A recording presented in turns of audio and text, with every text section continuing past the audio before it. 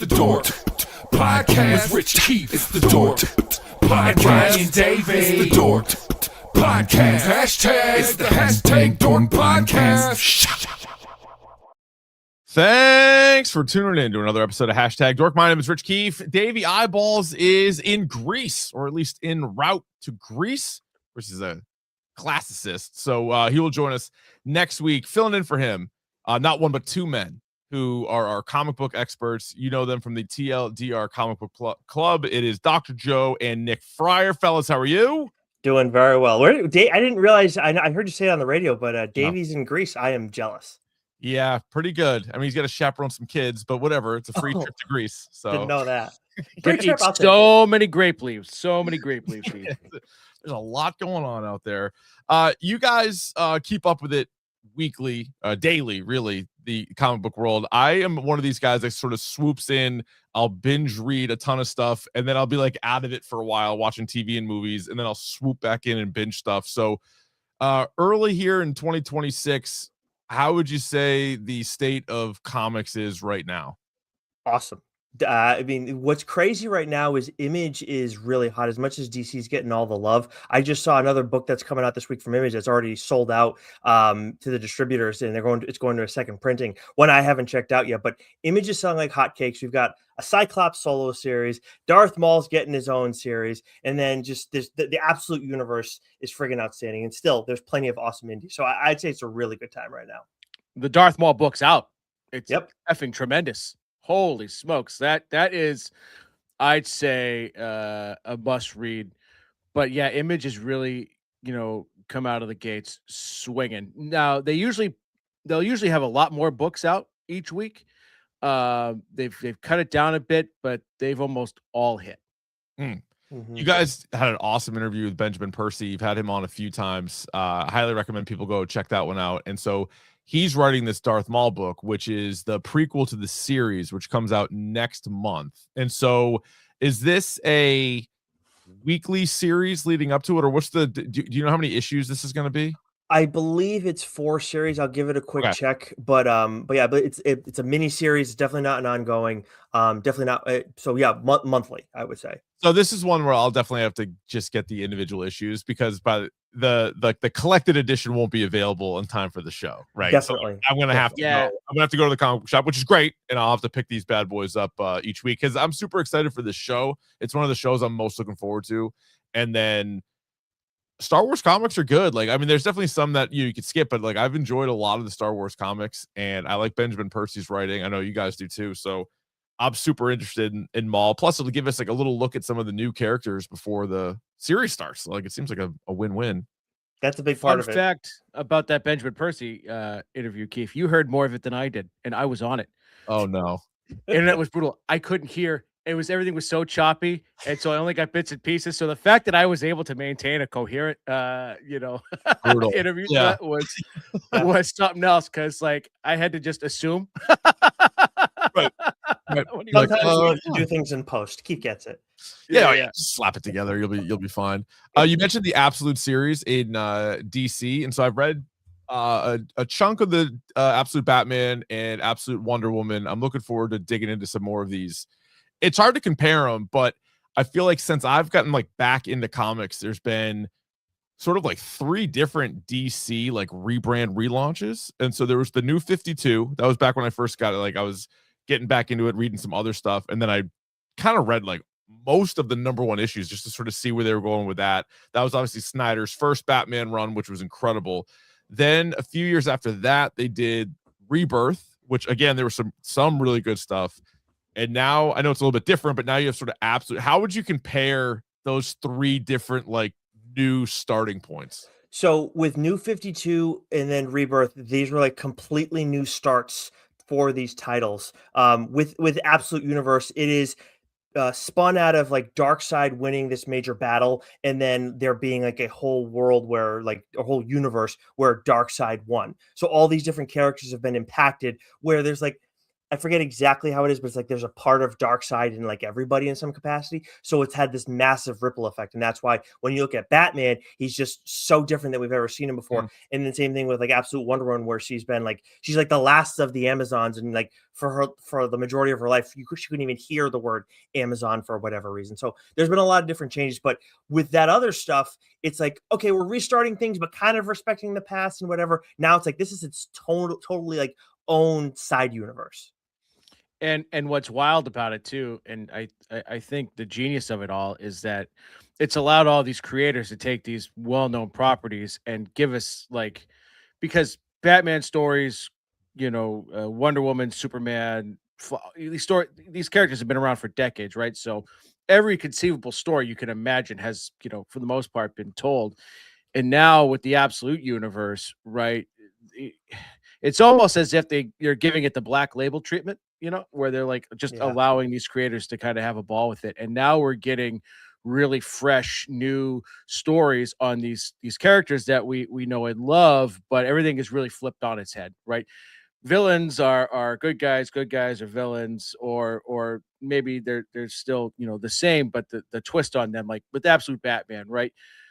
Scott Snyder and Nick Dragotta's version of Bane is absolutely bananas, right? Like the Superman story that we all, we're all familiar with, they sort of reversed, his origin, like, on Krypton and Smallville, right? They kind of, you give those two the old switcheroo, right? So there's just all these little things that they've done that sort of breathe new life into these characters. And so you're getting new stories that you never would have imagined. And I think that's the best part of it. And I think, you're seeing it. I mean, Batman's on what, 10 printings now?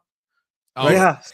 It's ridiculous. Insane. If you bought a first issue, you can sell that on eBay now for a pretty penny. Oh, nice. Yeah. I follow Scott Snyder on on Twitter, and he'll post like when like top 10 for the books for the month and things like that, and like for all of comics, and like half of them are like absolute. You know what I mean? Like it's absolutely crushing it. I still can't believe.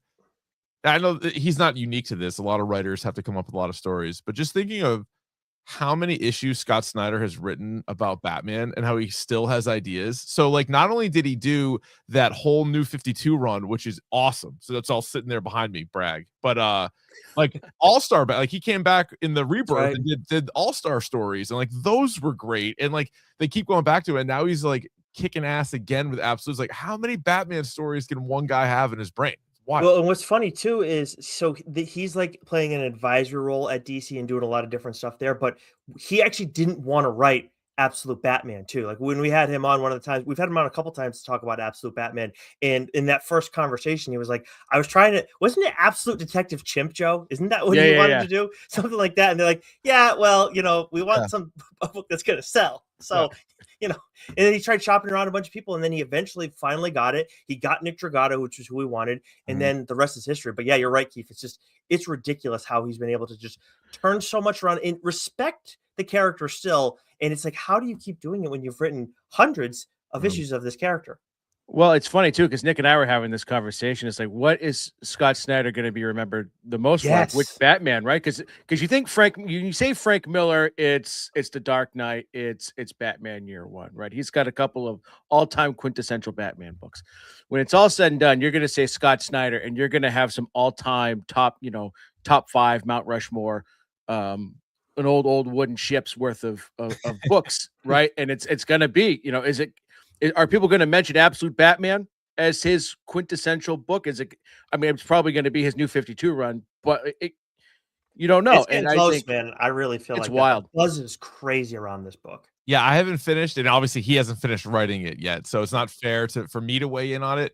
I would think the first thing though might be like Court of Owls. It's sort of like to be able to create a Batman villain or like group of villains that fits right in with like the old school, like you put the Court of Owls like up there with Joker, Penguin, Riddler, and all that stuff. Like that's incredible. 100%. And I think at the time too, like the New 52, that could have gone one of two ways. Like that could have been rejected by fans. Like, what are you guys really doing here? What is it? First of all, it's kind of a weird title, and like that whole then and he wasn't like a huge known writer at the time. And that book is awesome. Like the first however many volumes, really the whole thing is great. But like Death of the Family was one of my favorite runs. I know that was like other writers too, but that might be there. Also, might be a book that is that we're going to mention here in our topic du jour. May also be something pretty synonymous with Scott Snyder. Let's get into this. So you guys were on, I forget how many months ago, and we did top 10 non-DC and Marvel books.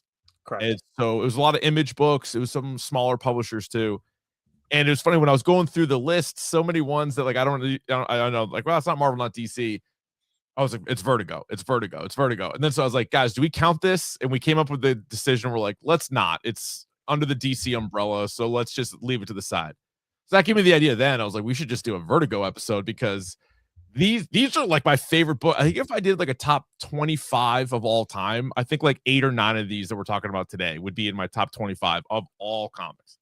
So Vertigo, for those that don't know, was the adult tour of DC Comics that started in like the 90s, right? And so one comic that didn't make it, we'll tell you right now, the Saga of the Swamp Thing didn't make it. And when Alan Moore was originally writing Swamp Thing, it was a DC book.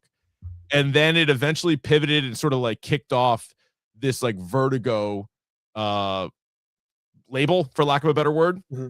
And then a bunch of these books get sort of thrown in there. And I was just reading up on this earlier about how like Watchmen and The Dark Knight Returns were clearly both DC books, but that probably would have been in Vertigo too, just like the way they were viewed, the way they were written.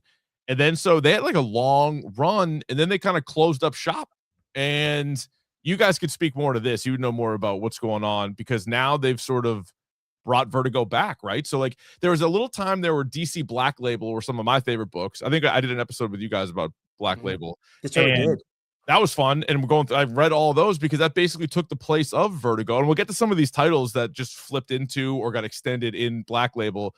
But now, can you guys explain Vertigo's back? Like, are they running it like they used to, or what's going on? Vertigo is back and they are running it like they used to. They are still going to have Black Label. Vertigo is not bringing back all these old titles necessarily, though. Although I will say there is a book that is in our top 10 that is coming back in a new form in this new era of Vertigo. But the Black Label now, how that's going to operate is kind of more like mature. What we kind of were getting already, Keefe, with the mature stories with these DC characters, these heroes that we generally see in the mainline stuff. But Vertigo now is back as like this imprint that there's more editorial freedom. It's the closest thing you're going to get to creator owned in the big two, and a lot of like non-superhero type books. We've gotten 4 so far, although one had kind of already started, Nice House by the Sea, but we've got Bleeding Hearts, End of Life, which Keefe, that's the one that you got to be checking out on at some point because you're going to like that a lot. And then The Peril of the Brutal Dark and Ezra Kane mystery, which we did an interview on a little while back. Okay. Yeah, I think the person who had been overseeing Vertigo for a long time eventually, sort of stepped down, and then what after that is sort of when Vertigo just kind of crumbled and fizzled out and tried to come back. But I think there's a renewed interest in it now because Black Label was strong for a little bit, and then it sort of petered out, and they just kind of went away from it. They had those big prestige format, which drove me fucking banana. Pardon my French. I shouldn't speak a foreign language here, but it drove me nuts because you can't put them in, you can't board and bag them, and they look ridiculous on your shelf because they stick out like a sore thumb. They look like old baseball weeklies. Remember those? Yeah. You fold out, like across your lap. You're like going through, looking at the stage. The old Sporting News, right? The newspaper, Sporting News. Why can't you get a regular size? I'm with you because I love DC Black Label, and I would always look forward to what was coming out. They had great writers involved, and they had the Hill House series, right? Yeah, that too.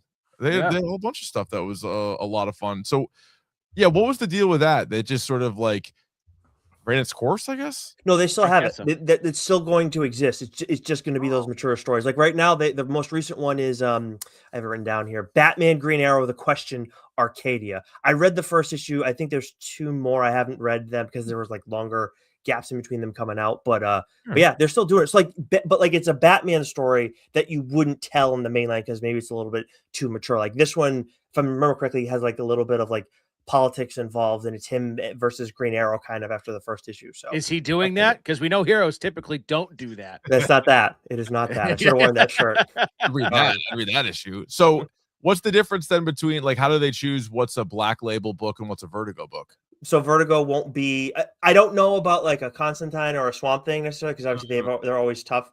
But with Batman, like if you want to tell a mature Batman story, it's going to be DC Black Label. It's not going to be Vertigo. I think Elseworlds is going to fall under Black Label as well. But that's the only one where I'm not entirely certain on. Okay. All right, what do you say we get into the list? Here is our top 10 Vertigo comics of all time. Each one of us came up with a list 1 through 10. If it was first, it got 10 points, all the way down to 1 point for 10th. And I'll tell you what, maybe not as many overall titles as I thought before I sat down to do this exercise, because we had a ton of overlap. We had a significant amount of overlap, which is no surprise, because I think they're all worth talking about. And I don't know, in my head I was like, maybe there's like 15, and then I was doing the list, I was like, I was really happy with my 10, and I was like, I think I got them all. I think I got them in there, and it was all about like kind of ordering them a little bit. But let's go, let's have Joe kick us off on number 10. All right, so this was a book that was high on my list and not on anyone else's list, and that's Sweet Tooth. This ran for 40 issues from 2009 to 2013, written and drawn by Jeff Lemire, with colors by Jose Villarrubia, and then 2 different letterers, Pat Brousseau for half the series and Carlos Mangual for the other half. And this is a book I read because the TV show was coming out. So, and I had some friends who were, talking about, so you read this book. And so I wanted to read it ahead of the TV show. Thank God I did. Because if I had watched that terrible TV show first, I never would have picked the book up. But I'm a huge Lemire guy, right? And, I love when he, writes and draws his own books. He's got a very unique style, very sketchy, uses a lot of watercolors. And I understand that's not for everyone, but this is a wild ride for 40 issues. It's probably one of the most depressing books, I have ever read. It's supposed to be a story you would think would be of hope, right? Of this sort of,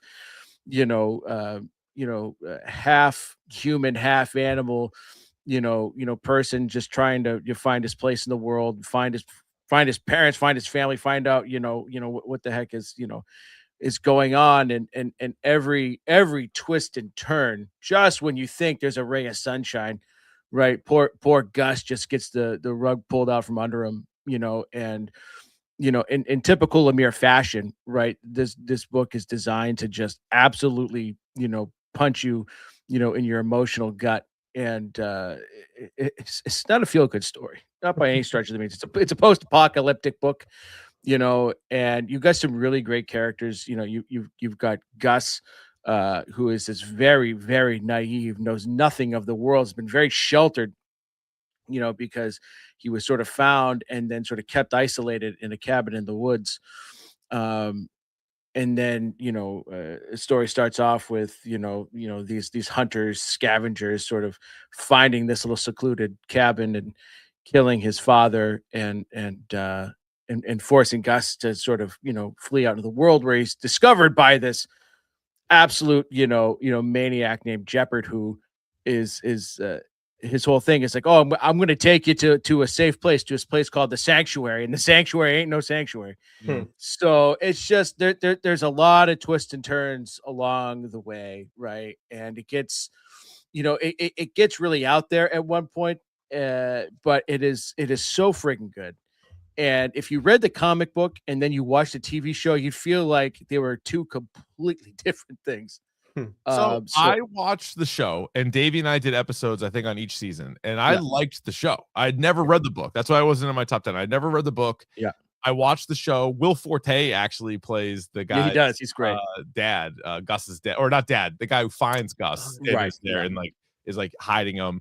So I liked it without any other prior knowledge to it. It's a Netflix series, so you can go back and watch it if you guys really want to. But what's like the big difference, or like what made you like the book way more than the show?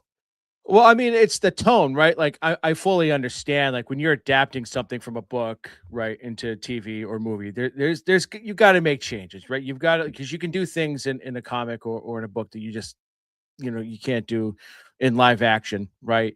But they completely the tone, right? Like the character of Gus in the TV show is just sort of this doe-eyed little, rapscallion of a kid, right? No, Gus was just like, that kid's not working with a full deck, Mm. and Jeopard, like, he's a real mean son of a bitch, and he's not nice, and I mean, and it is extremely violent, and it is extremely depressing, and I think the TV show relied more on hope. It seemed like it was a little brighter. There was nothing bright about the comic, right? It was depressing, Mm. as fuck. But like every issue just pulls you along, right?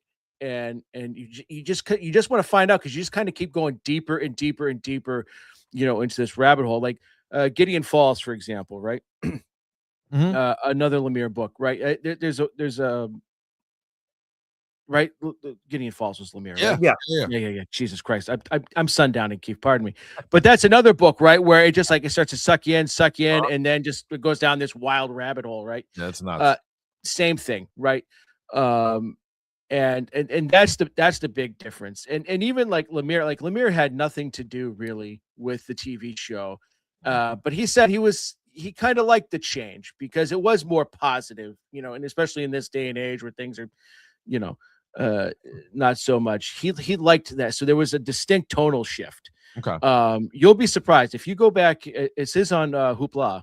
Okay. And so if you get the chance to read it, right away you go, oh yeah, this is not the same thing whatsoever. All right.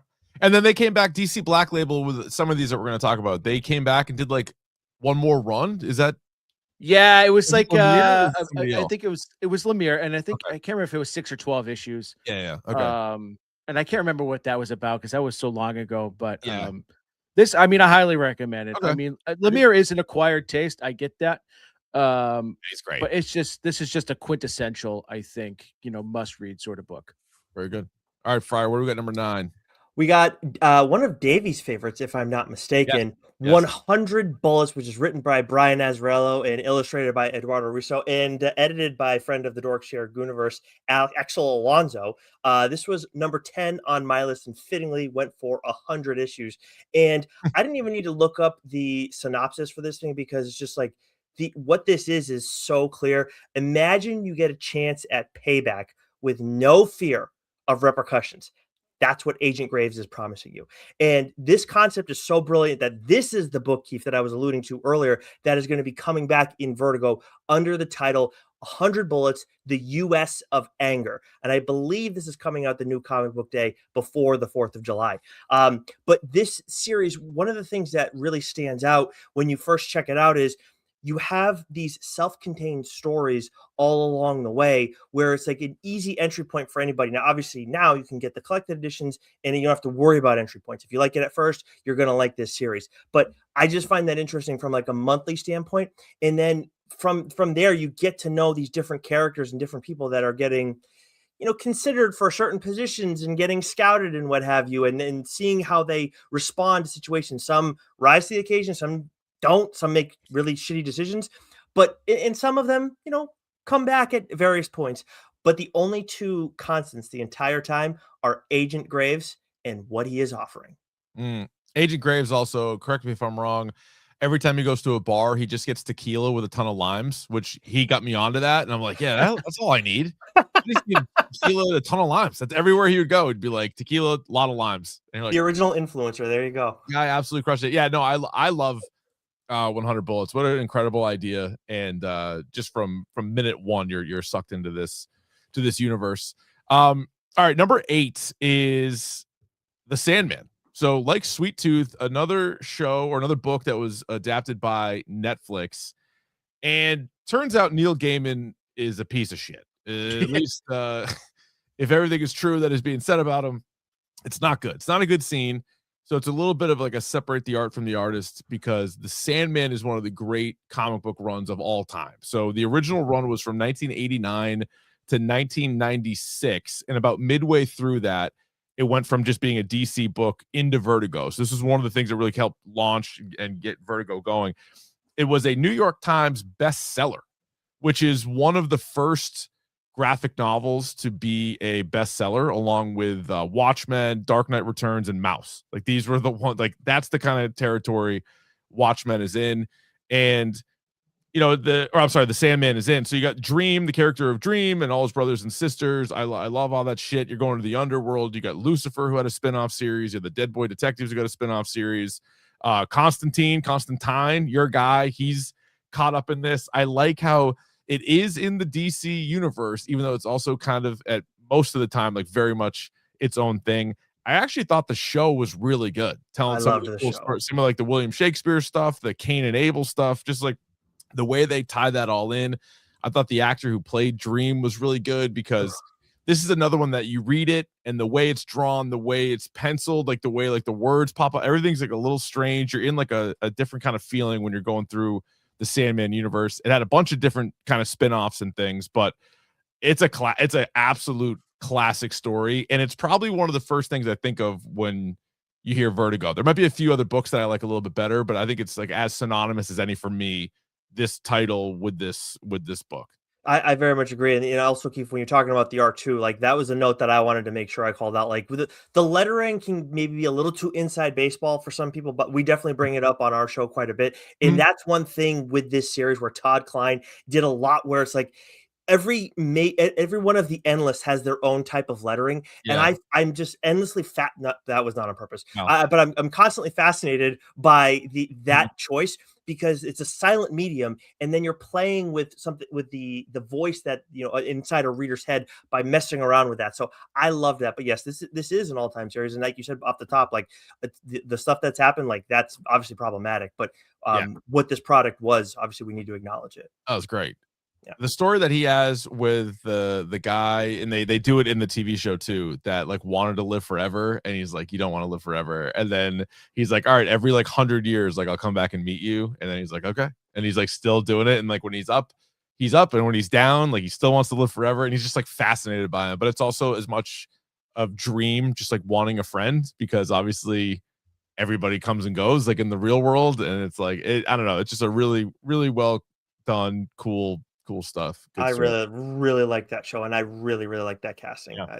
That was a lot. The last season kind of just fizzled out because all that game and stuff had come out, and then they were like, they already made it, and so it was like, I mean, all these actors and directors and everything were involved in it, and so they put it out, and I feel like it was me and Davey talked about it on the pod. We both liked it, and then it just disappeared. I don't think I've heard anybody else reference it. It's like you got to dig deep to find it. Like they basically got rid of the whole thing, but it is how it goes. Couple seasons on Netflix, you can still find it. All right, Friar, number 7. So coming in at number 7 for us, number 5 on my list is another all-timer, V for Vendetta by Alan Moore and David Lloyd. This one, unlike some of the other stuff we talked about before, which have a little bit longer runs, I think Sandman is around 70-something issues, 100 bullets, obviously 100. And Joe, I don't recall where Sweet Tooth was necessarily in terms of its run. But do you know off the top of your head? 2009 to 2013. Okay, so probably like 40-something issues. V for 40, Vendetta 40 issues, exactly. Yep. is nice and tight, just 10 issues. And I'm going to read the synopsis, as much as we're all as familiar with this property as any one of them. In a post-nuclear world, Great Britain has emerged as a fascist state.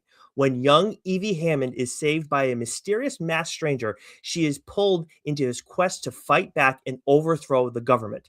And obviously, like, this is an all-time series that got turned into a movie that is all time, but also with like the comics world is a little bit like people are a little split on it. I like both a lot, but I understand why Alan Moore has issues with some of his stuff getting adapted, including this instance, because I feel like with the movie, there's like, it's making a strong statement, but at the same time, the comic is like tenfold of that. So I can understand why a writer would feel like, hey, my vision's just getting watered down so much. But at the same time, it's like, it's a movie. Like Joe said earlier, like there's certain things you can't do in comics, and certain things when you're dealing with a wider audience, it makes things a little bit tougher too. But like Evie Hammond, not to continue to compare the two, but Evie Hammond in the comic is a much stronger character in the comic, and goes through a lot more traumatic experiences, as much as she goes through some shit in the movies. And her backstory is fascinating. And I'm not going to go into detail with that because I think that's an experience in and of itself. But like the political conversation too is like similar, but it takes on some slightly different angles in the book. Still feels familiar. And then like V for Vendetta, I feel like is more human in the movies, again, understandably, than he is in the comics. That said, if you've seen the movie, I think, and you like the movie, you are gonna like the comic, and there's enough difference where it is its own experience. Well, saying Alan Moore didn't like the movie is like, get in line. He didn't like anything that's ever been spun off of any of his stuff, even though some of it's really good, including the movie. I like the movie. The book's obviously great. Here's a deep cut for you. One of the early episodes of Dork on when we moved over to WEEI, we did Alan Moore comics, and Uncle Buck joined me for that episode. Uncle Buck is the brother of Alex Cormack, who you guys have had on, who's the illustrator of Sync and a bunch of other really good books. So small world. Right. But yeah, we were ranking all the Alan Moore books, which was another fun episode because there's a ton of really good ones there, including V for Vendetta. So yeah, so far we have gotten a two TV shows, Sweet Tooth and The Sandman. We got a movie which came out however like 20 something years ago, Natalie Portman, V for Vendetta. 100 Bullets hasn't been anything. I'm kind of surprised that hasn't been worked into a TV show somehow. Yeah, it's a good point. I don't quite know why that's the case. I wonder. I'm curious about that. I'm curious what that's going to look like and how it returns, because Brian Azzarello gets pretty. But he goes off his writing a little bit. So I'm curious about that, and let me explain some things. All right, Joe, what do we got number 6? All right, so this is a book I read recently. Nicholas talked about it on the TLDR program a ways back, and this was a great opportunity for me to go back and read it, and that's Punk Rock Jesus. Now this was 6 issues.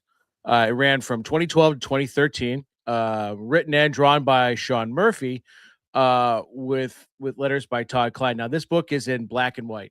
And so I feel like black and white comics are kind of hit or miss.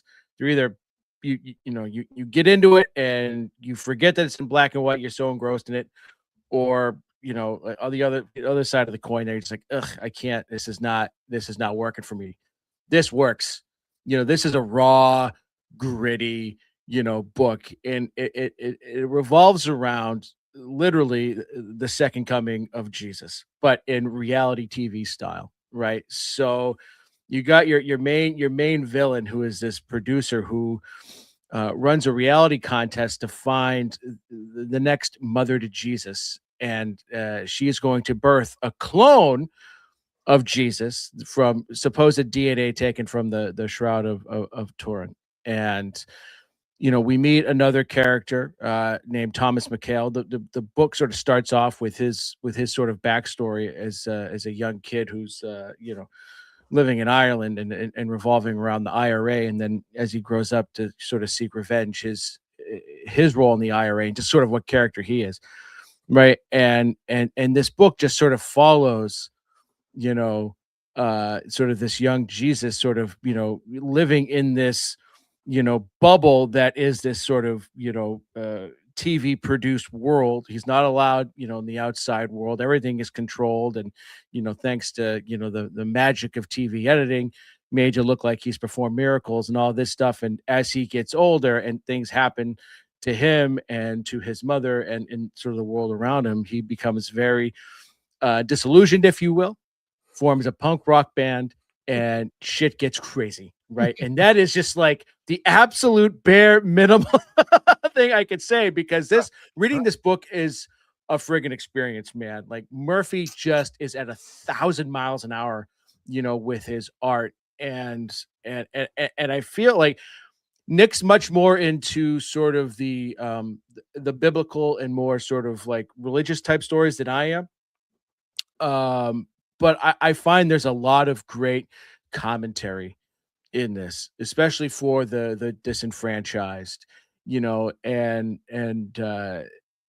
it's because sometimes books can get really, really preachy and it smashes you over the face with it. And you're like, okay, I'm here to read a fucking comic book. But this is different. This is like you're so engrossed in the storytelling, and you just want to sort of see, a little bit of this revenge tour that goes on. You want to see maybe how some of these characters sort of grow and evolve, while at the same time just being like to me, this and one of the other books, or actually a bunch of books on this list, right? I was talking with Nick about this. You have indie books, and then you have like underground indie books. And this strikes me as like one of those underground indie books. Like, you don't maybe want your parents to know you're reading it, and if you're like 13, 14, 15, like you find a copy of this and it's like, oh shit, this is fucking awesome.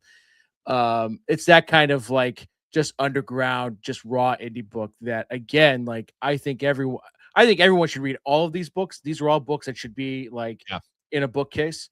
And to me, that's what Vertigo is. Vertigo is sort of your underground indie publisher, like because you've got Image, you've got Mad Cave, you've got Boom, you've got Dark Horse, you got a lot of these indie publishers. But to me, they tell more modern day sort of like just your average sort of indie books, whereas Vertigo, it's like, all right, you want to see, you want to know what you're talking about, you want to look cool, you want to impress someone, tell them you read a Vertigo book, and they'll be impressed. And this is to me one of the definitions of what Vertigo really is.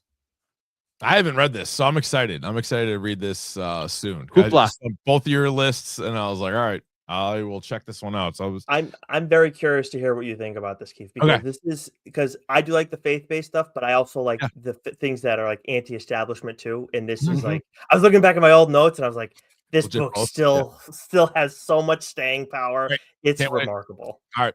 Looking forward to it. All right, let's get into our top 5 now of Vertigo Comics. At number 5, Y the Last Man. This was a 60-issue run, 2002 to 2008. Brian K. Vaughan.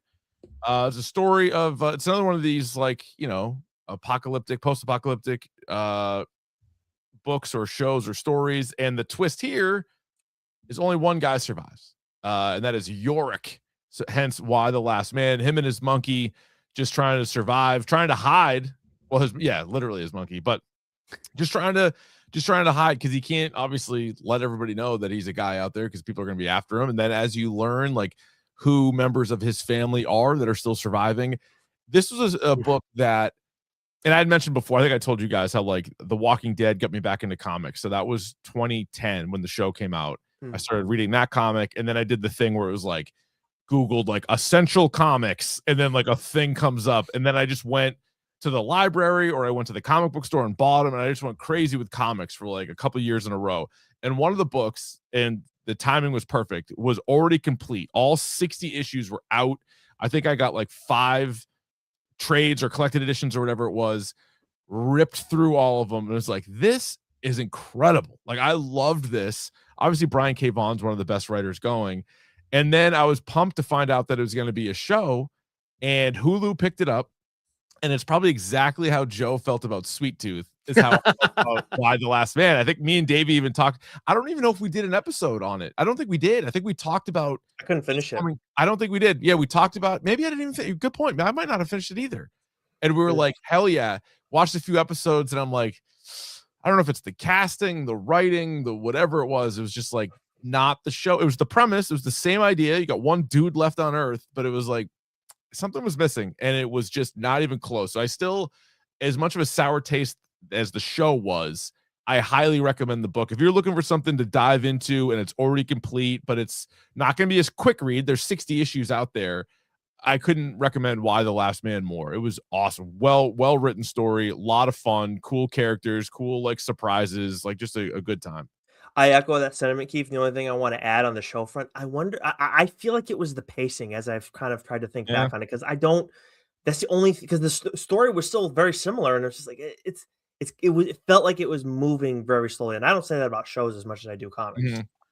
Brian K. Vaughan is one of the best storytellers around. I mean, you've got Y the Last Man, Saga, Paper Girls. Those are some of my favorite books, right? He's just so goddamn good. And he's probably got he's got Saga money, so he can just write at his own pace, man. It's wild because he should be a name that you hear more of. He should be doing more stuff, but he's just like, I'm Brian K. Vaughan, bitch. I'll do what I want. He had another one that I read around this exact same time that I assumed was Vertigo, but it was actually Wildstorm, and it was a book called Ex Machina. Oh, yep.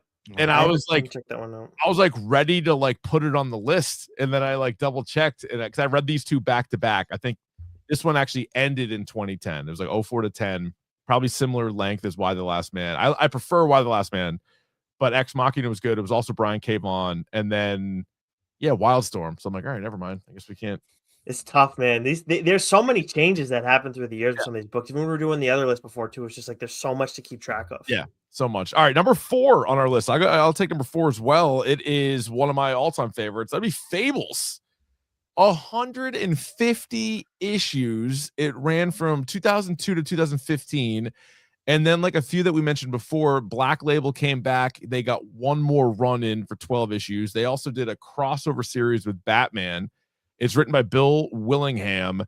And if you like, fairy tales and folklore and all of that stuff, if you like the TV show Grimm, which I think I'm the only person in the history of the world that watched Grimm, this book is for you. So they take all these like old school characters that we're used to as like kids and like reading all these and like listening to all these fairy tales, and they exist in real world New York, and they got to sort of hide in New York. There's another subset of all like the creatures and the animals. They live on a farm because they can't blend in like they can.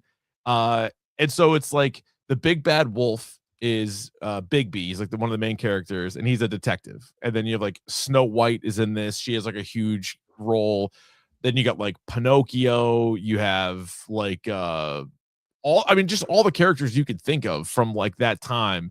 And this book just ran forever. But it's like it's compelling, and they do a really good job too. There's like a lot of different types of stories within the book, right? Like there's like a murder mystery, but then they might also do like a caper, and like they're doing a lot of different types of stories within this one book. And it's daunting. Like it's like, going back and watching, Grey's Anatomy and being like, I only have 30 seasons to get through. Like it's a lot. But if you chip away at it, I think you'll enjoy it. If you guys haven't read Fables, it's one of my favorites. So coming in number 4, also a show that they did like a Telltale video game for. Yes, they did like a Big B based video game, which was fun. But no series. This seems like an obvious like it really does. Amazon Prime series, and it could run forever. Like they've got Invincible. They've got The Boys. Like they're clearly interested in like comic book stuff. Fables would be I wonder if it's a copyright issue because you have so many characters, and I don't know if you could use all those characters. I don't know how that works. It would probably get a little dicey. I want to say there was with the writer, he got into some wicked beef. Okay. With DC or whatever, where like he was just like, you know what, I'm gonna make something about eminent domain, right? I'll have to look it back up again. This was a couple years ago, but because they brought Fables back and they were writing new issues, and it was coming out, semi regularly, and then all of a sudden just stopped. And he went on some tirade on Twitter about it, and just like, oh, here we go. In September of 2023, Bill Willingham announced he was placing his acclaimed comic book series in the public domain, effectively trying to break ties with DC Comics due to a long-running, bitter dispute over creative control, unfair treatment, and rights mismanagement. Willingham claimed DC breached their agreement and acted in bad faith, while DC countered that they own the intellectual property. And so Willingham declared he stopped working for DC years prior, despite having submitted scripts for a revival. He claims that he fired them. I'm not fired. You're fired. Right. The dispute. All right. This is the result, according to Google AI. The dispute highlights a major creator-publisher conflict regarding IP rights, with Willingham feeling that DC's stewardship of the series was unethical and no longer a partnership. Yeah. So good point. That probably could affect whether or not they make a show out of it. That'll do it. All right. But anyway, at least the book's available. You can go find that. And hell, public domain, you could make your own show, I guess. If you guys out there want to make a Fable show, go for it. All right. Friar, number 3. Yeah, my number one, I'm surprised. I'm not surprised, rather, that it came in a little bit lower than I had it, knowing some of the other books that are ahead of it. But that is none other than Hellblazer. And we all know John Constantine, however you prefer, although the book says it's Constantine. Everybody knows, I think, that I love that character. I've been on the show enough that people know that now. Mhm. Obviously, Keefe loves the character as Mhm. well. And it's funny, I was looking back at the synopsis for the first issue, and it was like, man, this still rings true. It's like an apathetic, somewhat amoral occultist, John Constantine, always manages to come out on top through a combination of luck, trickery, and genuine magical skill. It's like, yep, that's still the case. That's still him. This one has over 300 issues. So it's like, if you want to check this one out, good luck. I do recommend it because I love this character, but I think the best way to like dip your toes in is read one of the books that I first talked about on TLDR. That's Hellblazer, City of Demons. It is 6 issues. It's written by somebody who didn't end up writing more Constantine, but still, it's you're gonna get the gist of it. Like it captures the character really well and does what I think matters most with John Constantine, where the reader should feel like as soon as John walks in the room, everybody is no longer safe. That anything could happen to any one of them at any given time throughout the course of the entire story, whether that's one issue or 6 issues. And at least one person in that room should know we're fucked, and they'll still buy in on that shit.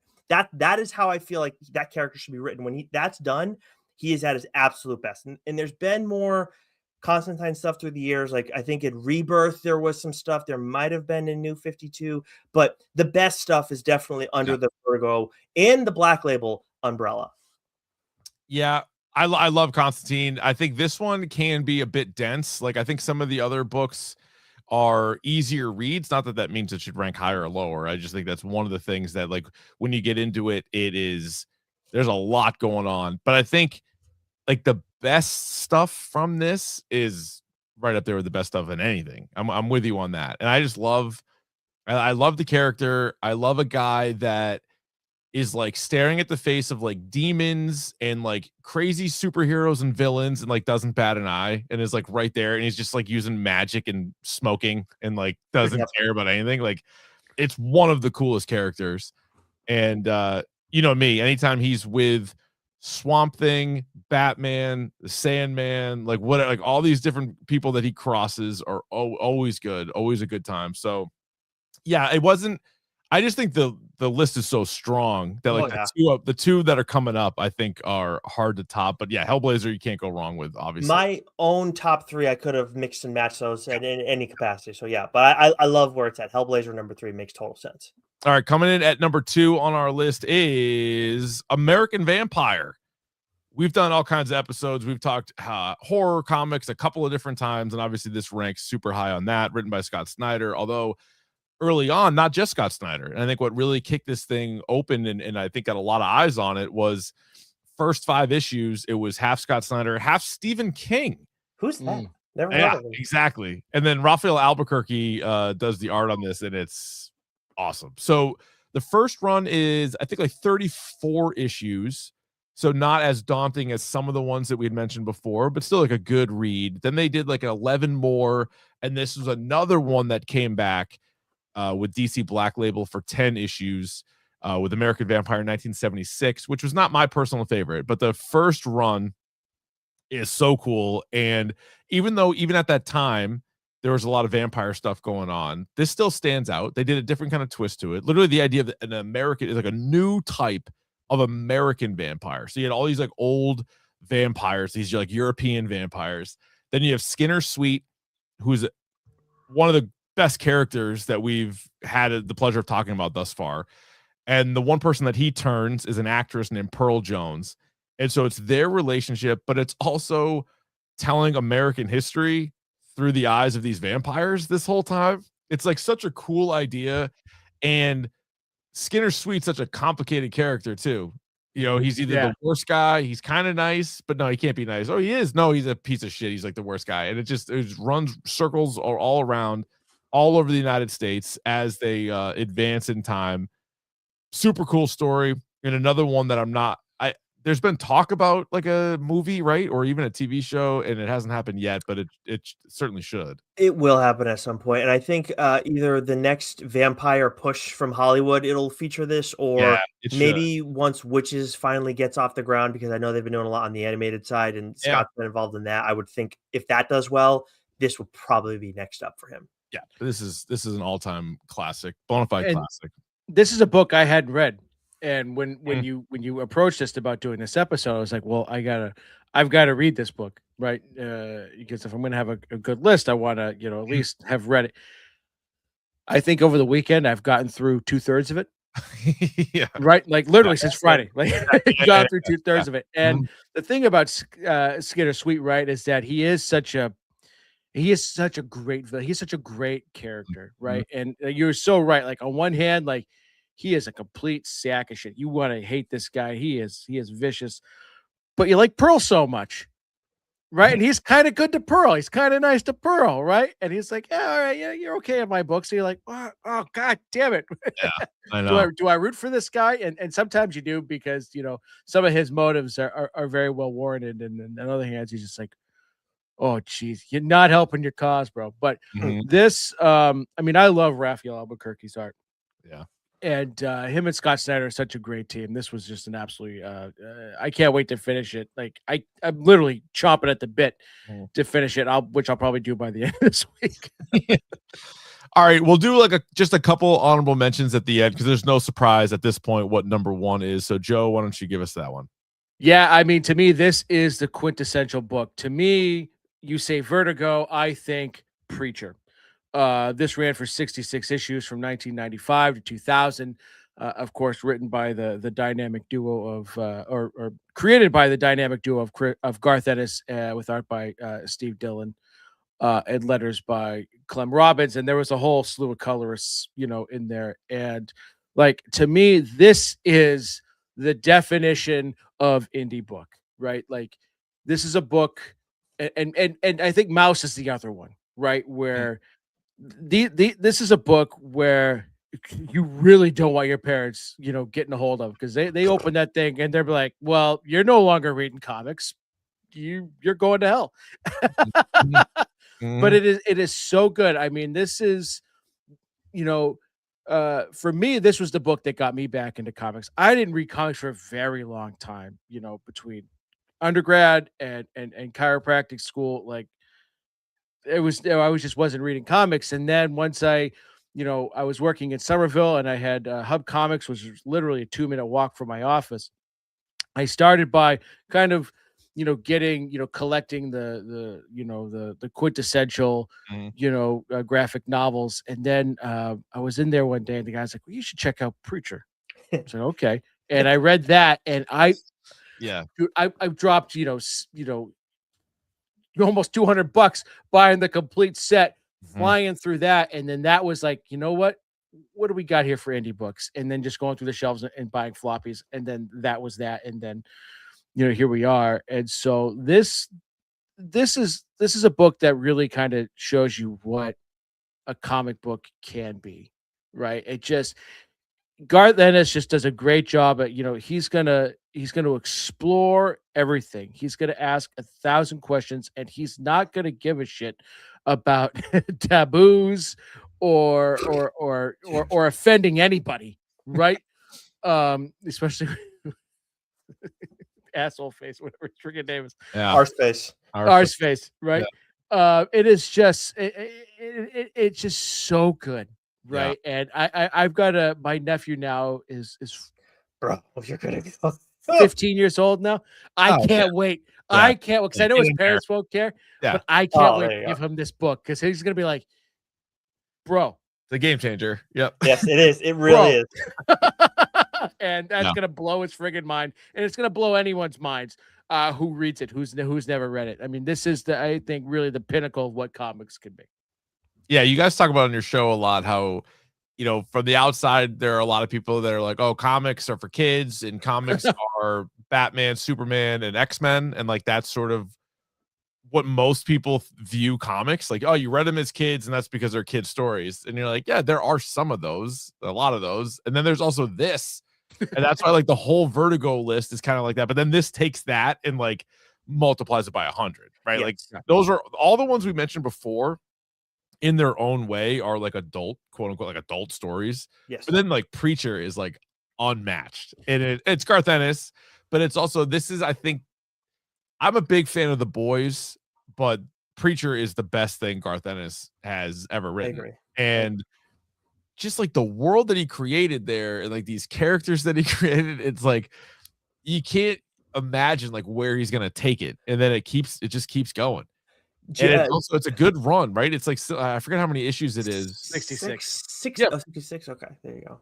Kind of perfect, right? Like to me, like that is a full story. You didn't need to go any more. I would have been upset if it was any less. Like it was so well done. This is they did turn it into a TV show, and the TV show kind of was good.